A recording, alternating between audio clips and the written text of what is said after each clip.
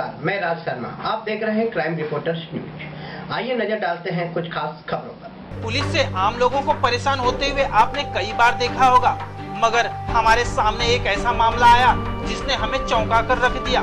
दरअसल इस बार पुलिस से कोई और परेशान नहीं है, बल्कि परेशान है स्वयं एक पुलिसकर्मी। सुनिए अमरावती परिक्षेत्र के अंतर्गत आने वाले वासिम पुलिस स्टेशन के पुलिसकर्मी संतोष भीमराव नाप्ते की आप बीती। अक्सर आपने देखा होगा कि आम जनता पुलिस की प्रताड़ना का शिकार होती है, लेकिन ऐसे बहुत से कम केसेस देखे जाते हैं जहां पर पुलिस विभागीय कर्मचारी अपने विभाग से अधिकारियों से प्रताड़ित होते होंगे।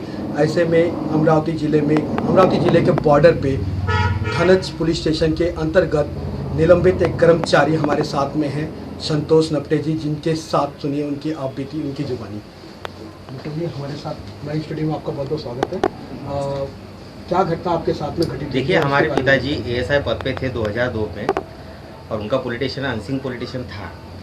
तब वो रिटायर के लिए 1 साल बाकी था, तो हमारे माँ ने एक प्लॉट लिया था पूरे वाशिम जिले के अंदर, जिसमें 4 लोगों की खरीदी हो गई थी। तो जब हमारे वो ध्यान में आया, हमारे पिताजी के ध्यान में आ गया, तो हमने हमारे माँ को लेके पुलिस स्टेशन में चले गए और एफआईआर करने के लिए उसमें फिरिया दिए। जब वो डे ऑफिसर करके संतोष मोरे, जो आज भी पॉलिटिशियन 14 साल से वहीं है एक ही जिले में, तो उसके बाद में जब डे ऑफिसर रहने के बाद में उन्होंने फिरिया देने के बाद में उस पर उन्हें कार्रवाई करना क्रम प्राप्त था। उन्होंने क्या करे, उस पर कार्रवाई ना करता 145 मेरे माँ पर उन्होंने कार्रवाई लगाई।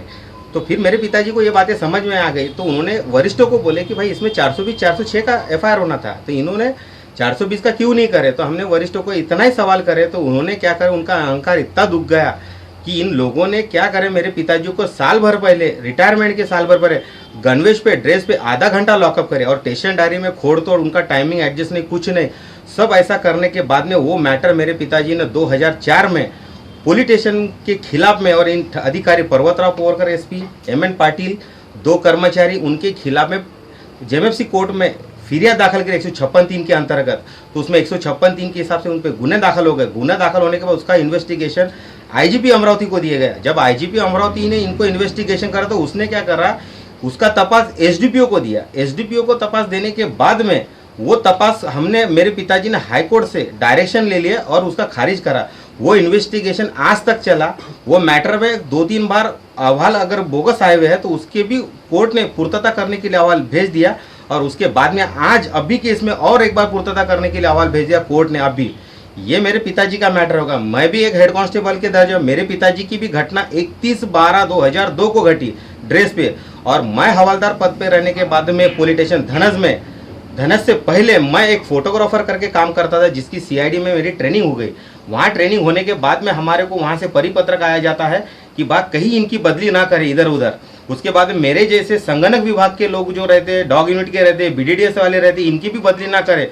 तो मेरे से पहले 1998 से वाशिम जिले में एक ही जगह है, और मेरा एक मैटर की वजह से मैंने थोड़ा एक एप्लीकेशन करा उनको, तो उन्होंने, जो एडिशनल हमारे तुषार पाटिल थे, उन्होंने क्या करा, उन पर पद आ गया था, एसपी बदली हो गई थी एसपी की, और उनको कार्यभार आ गया था। तो उन्होंने क्या करा, मेरे खुन्नस पोर्ट से वाशिम जिले से 90 किलोमीटर आखिरी के बॉर्डर पर बदली करे। जब मैंने उनको एप्लीकेशन दिया कि आपने मेरी बदली करने की तरतूद नहीं, आपने मेरी अकेली की खुन्नस पोर्ट से करे, क्योंकि मैंने आपको माहिती के अधिकार एक्ट में ये अर्जी करा था। तो उन्होंने वो अर्जी पढ़ने के बाद मेरे को रिलीव कर दिए। उसके बाद में मैंने एक सविस्तर तकरार माननीय मुख्य सचिव महाराष्ट्र राज्य के बारे में पूरे कंप्लेंट एक दाखिल करा। उस कंप्लेंट की कॉपी आईजीपी, डीजीपी इनको देने के बाद में उससे आज तक कोई दखल नहीं हुई। बाद में इन्होंने मेरे पे इतना अत्याचार और इंजस्टिस करे कि जितने भी लोग एसडीपी कार्यालय में वर्षानुवर्षा मुझे कम से कम 15-15 साल से एक ही जगह, पुलिस स्टेशन में भी एक ही जगह संलग्न भी है, उनको आज भी वही पुलिस स्टेशन में रखा जाए। और अकेले की बदली करने के बाद में मैंने ये सब बातें माहिती के अधिकार में कलेक्ट करके, इसका एविडेंस करके, फिर आखिर मैंने मैट में दाखिल करा। मैट में इसमें नोटिस इशू हो गई इनकी। नोटिस इशू होने के बाद में इनके जितनी भी वरिष्ठ यंत्रणा है वो मेरे खिलाफ में हो गए, और अंतर यंत्रणा टोटल हादर ली, यानी हादर गई। हादरने के बाद में इन लोगों ने क्या करा, अभी कॉन्फ्रेंस ही रचना चालू करे मेरे खिलाफ में कि इसको कुछ जस्टिस देना नहीं, कुछ भी नहीं करना। फिर एक दिन क्या होगा, मेरे 30 दिन की छुट्टी मंजूर होगी, इन्होंने मेरे को कॉपी प्रोवाइड नहीं करे, और उसके बाद में इन्होंने क्या करे, उसी मैटर में मैं 30 दिन की छुट्टी पर रहने के बाद में इन्होंने मेरे को 15 दिन की छुट्टी बताई, और गलत 3 अहवाल अलग अलग टाइप के भेजने के बाद में इन्होंने मेरी विदाउट पे करा। उस मैटर में 6/1/2016 को मनीष ठाकरे थानेदार, एपीआई जादव साहब, कार्यालय अधीक्षक बावने, उसके बाद में प्रमुख लिपिक, उसके बाद में कनिष्ठ प्रमुख लिपिक, 2 पुलिस अधीक्षक वनीता साहू और रामनाथ पोपड़े, इनके खिलाफ में 167, 167, 468, 465, 471, 177 के हिसाब से मैंने इनके खिलाफ में पुलिस स्टेशन में फिरियाद दिया। वो फिरियाद देने के बाद में उसकी चौकसी इन्होंने एडिशनल एसपी के पास में दी। एडिशनल एसपी के पास में मैंने एक साधारण उन पे एक अप्लिकेशन किया, स्टेटमेंट करा की भाई या प्रकरणामध्ये फिर्याद दाखल करण्यात यावी, माझी जर खोटी निघाली ती दिशाभूल निघाली तर माझ्यावर कारवाई करणार, असं मी मराठीत त्यांना अप्लिकेशन दिलं। त्या प्रकरणाचा याने इन्होंने मिनिमाइज होने की वजह से कर रहा था, गुना दाबने का प्रयत्न करा, तो मैंने हाईकोर्ट में मैटर दाखिल करा। हाईकोर्ट की नोटिस इनको इश्यू होने के बाद में इन लोगों ने क्या कर रहा, फिर कॉन्फ्रेंस ही रच के इन्होंने मेरे को 31 तारीख को, जो घटना मेरी घटी नहीं तो वो तारीख को महिला को उत्तेजित स्टेशनदारी अमलदारों को उठा के ऐसा स्टेटमेंट ले लिया कि मैंने थानेदार को गाली गलौज करा और मैंने जो उसको ये करा। तो मैंने ये सब एडिशनल एसपी को, एसपी के व्हाट्सएप पे सीआर को नोंद करने के बाद में इन्होंने कॉन्फ्रेंस ही रच के मेरे खिलाफ में फिरियाद नोंदाई, और फिरियाद नहीं नोंदाई, इन्होंने मेरे पे कार्रवाई कर निलंबित की, जबकि वो निलंबित की कार्रवाई नहीं, निलंबित खाली एक ही जगह की जाती, कर्तव्य में रहते हुए हलगर्जी बना। मेरे से कर्तव्य में कोई हलगर्जी बना हुआ नहीं। कर्तव्य हलगर्जी बना तो मुंबई पोलीस शिक्षा व अपील 1956 2 गुना कसूर वाला कर्तव्यामध्ये अकार्यक्षमता, मराठी में ऐसा है।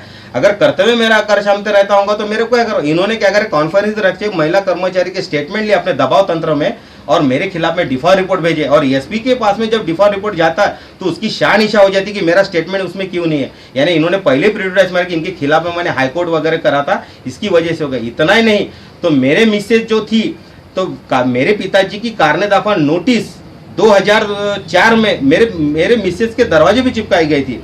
तो वो मैटर में मेरे मिसेस ने भी कम से कम 2-4 दिन का गर्भवती रहते हुए उसने उपोषण करा। इस टाइप से उनका इंजस्टिस है।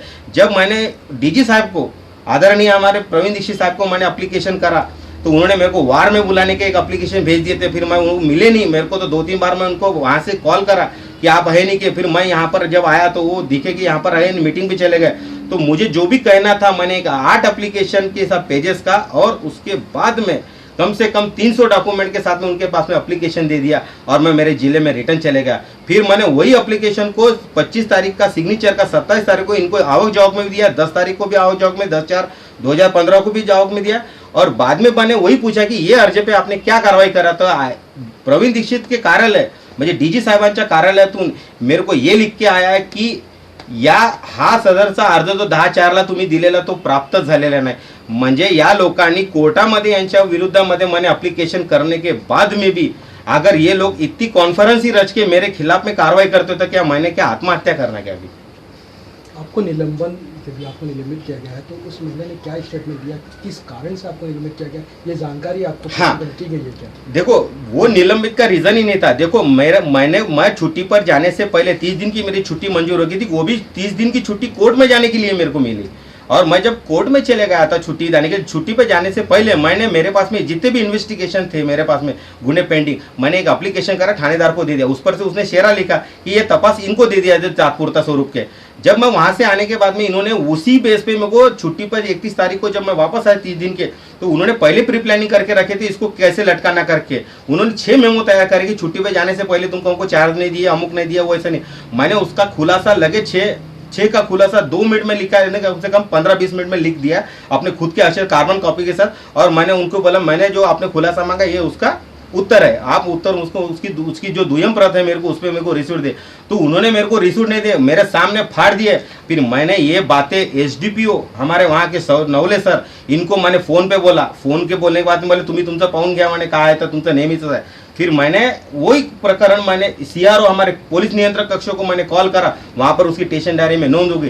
बाद में मैंने एसपी के व्हाट्सएप पे भेजा, एसपी एडिशनल एसपी के फोन पे बोला। ये सब बातें करने के बाद में इन्होंने इनके आंगलट आने के बाद में हमारे वहां के थानेदार ने क्या करा, अभी उसके आंख पे आने का उसने, जबकि पूरे महाराष्ट्र में स्टेशन डायरी और एफआईआर ऑनलाइन होती है। फिर हमारे थानेदार ने हाथ से लिखा 19:45 की घटना है। मेरा पहला फोन जो 19:48 एसडीपीओ को गया था, तो उन्होंने 19:45 हाथ से स्टेशन डायरी लिखी। अरे वो स्टेशन डायरी अगर देखा जाए तो ये थानेदार खुद बोलता की हे कोणावर तरी आईवर शिवीगाळ करत होते आणि महिला कर्मचाऱ्यासोबत असभ्यता वर्तन। आता मी ज्या महिलांसोबत मी असभ्यता, मग तिनं फिर्याद का दिली नाही? एक पहिली गोष्ट। मग मी आईवर शिवीगाळ करतो म्हणजे ठाणेदाराच्या नाही. म्हणजे यांच्या निलंबाच्या ऑर्डरमध्ये आणि यांच्या ह्या प्रत्येक गोष्टीमध्ये इतके तफावत आहे. आणि ती स्टेशन डायरी जेव्हा पहिली 19:45 पहिली ठाणेदारांनी नोंद केली हाताना, दुसरी केली 20:10 निलंबित ऑर्डरमध्ये 21:10 दाखवत आहे, ते 20:10. मग 19:45 ते 20:10 मध्ये 25 मिनिटाचा फरक आहे. मग 25 मिनिटांमध्ये ती स्टेशन डायरी होती कुठं? ती हाताने लिहिली स्टेशन डायरी. आणि जेव्हा ते दोन्ही साने एक साथ टाकण्यात आले, 22 नंबर साना आणि 21 नंबर साना आणि 22 नंबरचा, तर त्या बारीक अक्षरामध्ये जी स्टेशन डायरी छाया पागवत आहे, हिनं काय केलं 20:40 ऑनलाईन आणि दुसरी 20:42.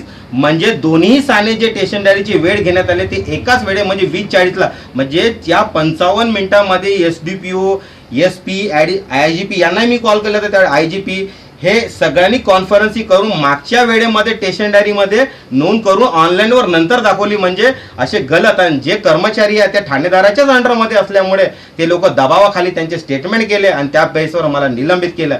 मी 6/1/2016ला जेव्हा मी ठाणेदाराच्या विरोधामध्ये फिर्याद दिली, तर फिर्याद दिल्याच्या नंतर मला त्याच्याच अंडरमध्ये 4 महिने का ठेवले SPनं. आणि आता निलंबित केल्याच्या नंतर मला सुद्धा हेडक्वार्टर गणनेसाठी वही मेरे को पुलिस स्टेशन दिए जाते. इसका कारण क्या? उनका षड्यंत्र करके मेरे खिलाफ में कोई तो फौजदारी गुना करे ताकि मैं आत्महत्या करूं और ये लोगों के सामने हम बोल सके कि ये देखो ये कर्मचारी ऐसा मिसयूफ है. लेकिन इनके डॉक्यूमेंट अगर देखा जाए तो उनके हर डॉक्यूमेंट में एविडेंस में आज के तारीख में फंसे हुए. आज ये फंसे हुए होने की वजह से आज ये मेरे पर कुछ भी कर सकते हैं, मार भी सकते हैं, एक्सीडेंट भी कर सकते हैं. मेरे पिताजी ने जब ये बातें मालूम हो गई तो मेरे पिताजी ने माननीय मुख्यमंत्री फडणवीस साहब इनके पास में मेरे बारे में मेरे बच्चों को मार रहे, एक्सीडेंट की धमकी दे रहे, ऐसी कंप्लेंट भी दाखिल कर दी. संतोष जी, इस मामले में आपका अगला कदम क्या होगा? ये आज मेरे पे कोई भी आज मेरे पास में पर्याय नहीं रहा कि मैंने क्या करना. आज मेरे पास में आत्महत्या की वजह पर्याय नहीं.